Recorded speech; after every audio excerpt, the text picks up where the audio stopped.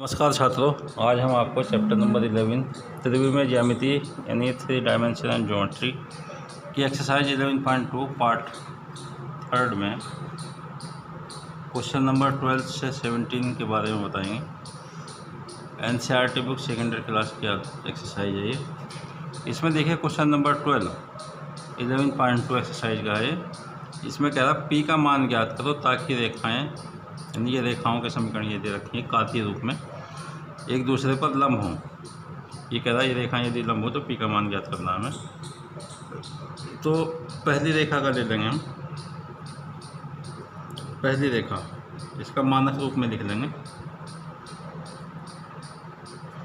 पहली रेखा लिखी हुई है देखिए 1 - x/3 7y - 14/2p equal to z - 3/2। कार्तीय रूप होता है x पहले होते हैं x y z और बाकी वैल्यू माइनस में होती हैं।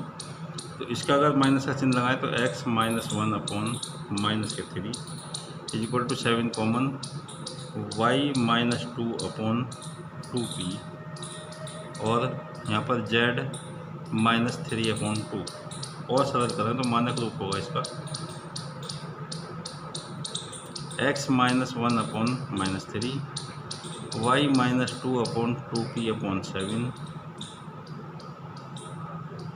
और यहाँ पर z - 3/2। रेखा का दिक् अनुपात ले लेंगे।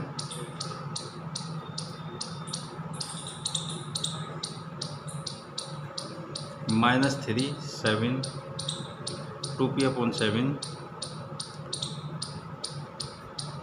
और 2 ये हमारे पास a1 b1 और c1 की वैल्यू है। दूसरी रेखा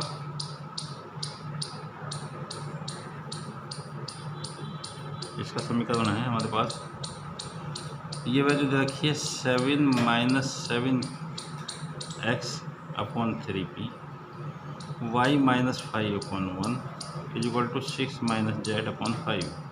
इसको मानक रूप में लिखना है। एक तो माइनस का 7 यहाँ से बाहर निकाल देंगे -7 x - 1/3p equal to y - 5/1 equal to z -6/5।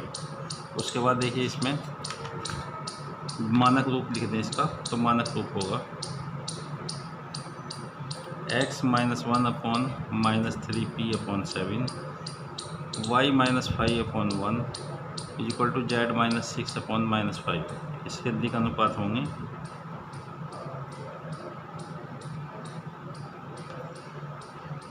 -3p/7 और 1 और -5।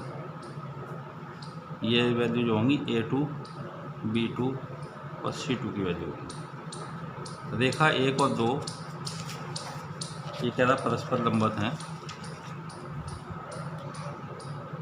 रेखा 1 व 2 परस्पर लंबवत हैं तब a1 a2 plus b1 b2 plus c1 c2 equal to 0 के बराबर होगा। और अगर इनकी वैल्यू डालते हैं तो -3p/7 plus 2p/7 multiply 1 plus 2 × -5 equal to 0।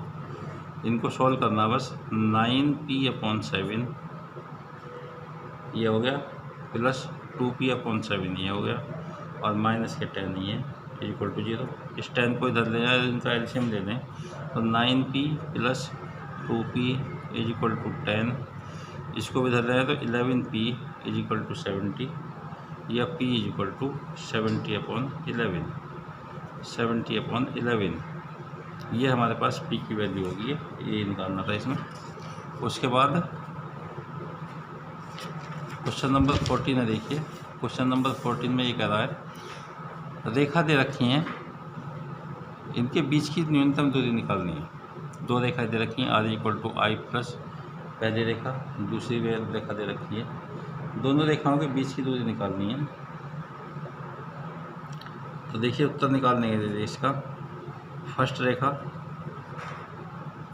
r equal to i + 2j + k plus lambda I minus J plus K.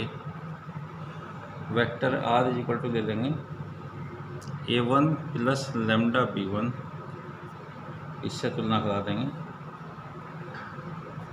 तो A1 की वैल्यू हो जाएगी हमारे पास I प्लस 2J प्लस के,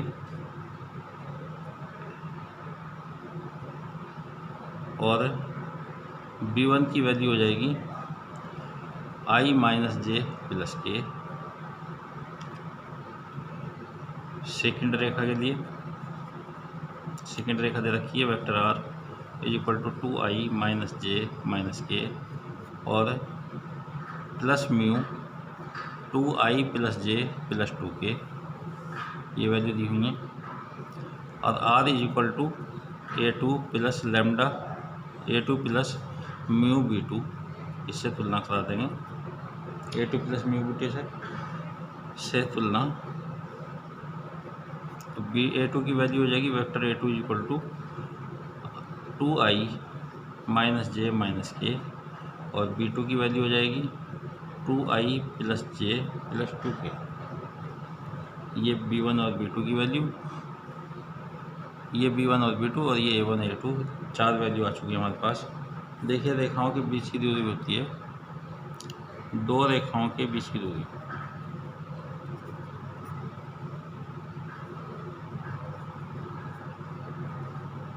इसका सूत्र होता है D is equal to modulus A2 minus A1 vector dot B1 cross B2 upon mod B1 cross B2 का मॉड और सारे का मापांक। ये जो है हमारे पास ये D की वैल्यू होती है। उसके बाद देखिए इनकी वैल्यू निकालनी है हमें, तो A2 minus A1 vector 2I minus J minus K minus I plus 2J plus K, तो इसकी वैल्यू हो जाएगी हमारे पास I minus 3J minus 2 K, ये वैल्यू हो गई। उसके बाद क्रॉस प्रोडक्ट निकालना है B1 cross B2। B1 cross B2 के लिए पहले तो I J K की वैल्यू लेंगे I J K, उनके बाद वेक्टर A के B के गुणांक B1 के, वेक्टर B1 के गुणांक 1 माइनस 1 और 1, फिर B2 के गुणांक 2 1 और 2, इनका माप, इनका जो सारणिक की वैल्यू निकाल देंगे तो I minus 2 minus 1 minus J 2 minus 2 plus के 1 प्लस 2, जैसे निकालते हैं I के लिए लेंगे तो सामने की 2 गायब और सामने का कॉलम गायब, बाकी जो 4 एलिमेंट बचते हैं इन दोनों ही गुणा फिर माइनस इन दोनों ही गुणा। इसी तरह से J के लिए लेते हैं माइनस का चिन्ह लेते हैं बीच में, इसके सामने का कॉलम और सामने का 2 गायब, फिर बाकी जो 4 एलिमेंट बनते हैं पहले इधर की गुणा फिर माइनस दूसरी गुणा। इसी तरह से K के लिए तो B1 क्रॉस B2 ये वेक्टर इक्वल टू, इसकी वैल्यू हो गई हमारे पास माइनस के 3I प्लस 0J, और ये वैल्यू हो गई माइनस 3I प्लस 0J और प्लस के 3K। उसके बाद इसका मापांक निकाल देंगे B1 cross B2 is equal to under root minus 3 का स्क्वायर प्लस 0 का स्क्वायर प्लस 3 का स्क्वायर, 9 प्लस 9 3√2, ये मान हो गया। तो D की वैल्यू हो जाएगी, ये सारी वैल्यू इसमें रख देंगे सूत्र में, तो D रेखाओं के बीच की दूरी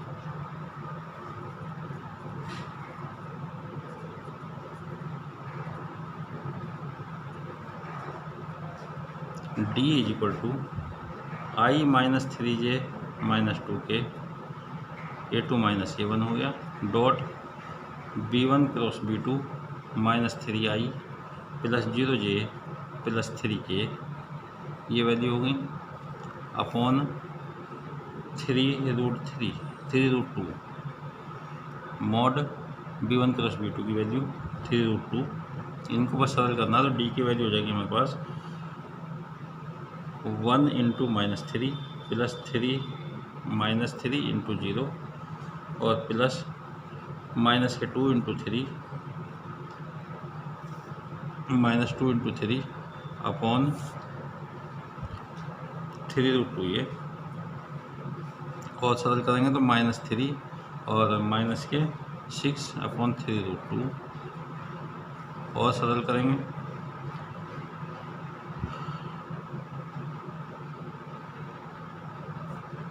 माइनस के 9 अपॉन 3√2, इससे कैंसिल कर देंगे तो 3 अपॉन √2, अपनी तरफ से √2 के ऊपर नीचे मल्टीप्लाई, तो ऊपर बचेगा हमारे पास 3√2 और नीचे अपॉन 2, ये आंसर हो जाएगा इन रेखाओं के बीच की दूरी की। उसके बाद देखिए हमारे पास क्वेश्चन नंबर 15 है। ये रेखा दे रखी है कात्य तल में रेखाओं का समीकरण दे रखा है। हमें इनके बीच की दूरी न्यूनतम दूरी निकालनी है, रेखाओं के बीच की दूरी। तो देखिए हमारे पास रेखा 1 ये हो गई, दोबारा नहीं लिख रहा हूँ मैं इसको, रेखा 2 हो गई ये, रेखा 2 रेखाएं हैं, तो 2 रेखाएं होंगी x minus x1 upon a1, y minus y1 upon b1, और equal to z minus z1 upon c1। दूसरी रेखा है x minus x2 upon a2, y minus y2 upon b2, और equal to z minus z2 upon c2। 2 रेखाएं ये हो गई, इनके बीच की दूरी अगर निकालनी हो तो इसका सूत्र होता है d is equal to modulus, और सारणी की value x2 minus x1, y2 minus y1, z2 minus z1, और यहाँ पर a1 b1 c1, a2 b2 c2, और उसके बाद अपॉन में Underwood b1 c2 minus b2 c1 का whole square plus c1 a2 minus c2 a1 का whole square plus a1 b2 minus a2 b1 इसका होल स्क्वायर और इसका modulus. उसके बाद देखिए इसकी वैल्यू निकालनी है समीकरण 1 और 2 से। समीकरण 1 व 2 से अगर ले लें हम तो a1 हो जाएगा हमारे पास, पहले तो ऊपर की वैल्यू ले सकते हैं x1 equal to -1, y1 is equal to -1, z1 is equal to -1। उसके बाद a1 is equal to 7, b1 is equal to 6, और b1 इज इक्वल टू -6 और c1 इज इक्वल टू 1। समीकरण 2 से, समीकरण 1 से तो ये होगी और समीकरण 2 से होंगी, चलो 1 व 2 से तो यहाँ पर लिख दिया। x2 इक्वल टू हो जाएगा -3 प्लस के 3, y2 is equal to 5, z2 is equal to 7, और a2 is equal to 1, b2 is equal to -2, b2 equal to -2, और c2 इज इक्वल टू 1।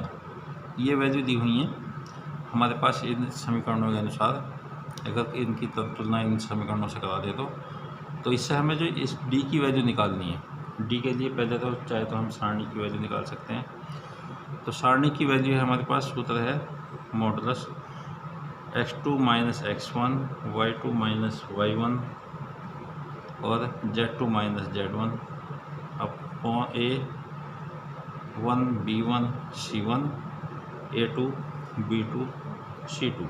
इनके मान यदि डाल देते हैं तो ये वैल्यू हो जाएगी 2 + 1 5 + 1 7 + 1, और 7 - 6 1 1 - 2 और 1। ये वैल्यू हो गई। इनका देखिए प्रसार कर देते हैं यदि इसका सारणी का, तो ये वैल्यू हो जाएगी 4 - 6 + 2, फिर -6, 7 - 1, फिर +8 और -14 और +6। तो इसकी वैल्यू हो जाएगी हमारे पास, इसको सोल्व करने पर -116। सोल्व कर लेना इसको। उसके बाद देखिए दूसरी वैल्यू दे रखी है हमारे पास, इनके मान अंडर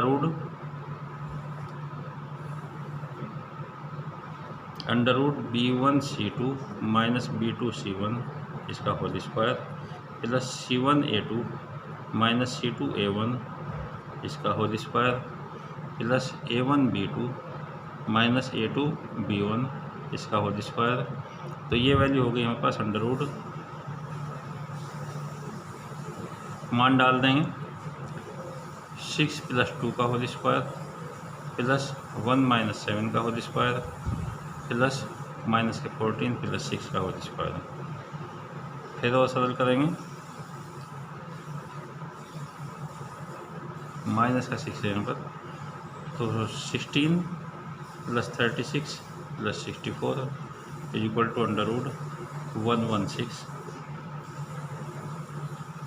उसके बाद न्यूनतम दूरी जो निकालनी है हमें, न्यूनतम दूरी में मान रख देंगे D = पूरे ऊपर के सारणी का मान रखेंगे तो -116 ये हो गया अपॉन अंडर रूट 116 ये, तो इसकी वैल्यू हो जाएगी अंडर रूट 116 या 2√29, ये आंसर होगा इसका।